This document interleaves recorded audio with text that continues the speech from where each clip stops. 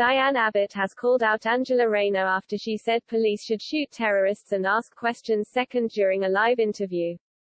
The Labour Party's deputy leader made the remark to comedian Matt Ford on his podcast, The Political Party, 3 weeks ago. But her comments resurfaced when Labour MP Diane Abbott questioned her on social media. Diane Abbott has called out Angela Rayner after she said police should shoot terrorists and ask questions second during a live interview. The Labour Party's deputy leader made the remark to comedian Matt Ford on his podcast, The Political Party, 3 weeks ago.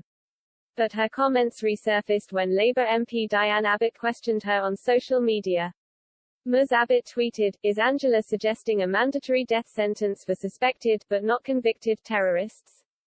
Under police guidelines, an officer can shoot but only if it's absolutely necessary.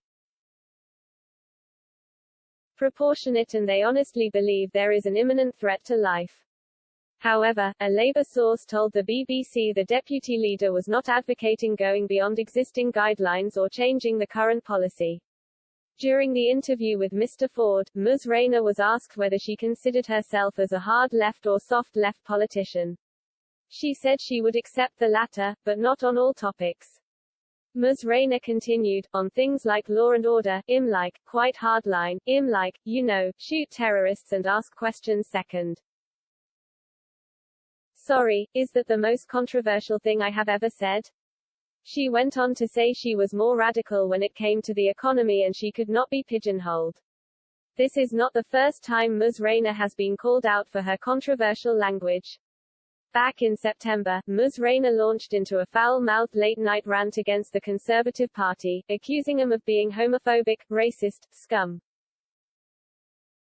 Labour's deputy leader let her true feelings be known as she addressed party members at a regional drinks reception. Saying she was tired of being in opposition, the Ashton-under-Lyne MP launched into a bitter tirade against the government.